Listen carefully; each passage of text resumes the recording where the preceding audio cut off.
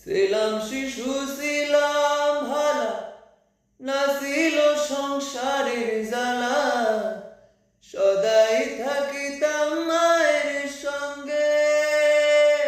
আমার দেহেতে আইল জোয়ানি, উজান ভাঙ্গে গাঙ্গের পানি। ওই কামিনী দোষিল ভাবঙ্গে ভাঙ্গা নৌকা বাইতে আইলাম গাঙ্গে। ও মালো মাঝিল ঝি, ও বলল বোন আমি করলাম কি?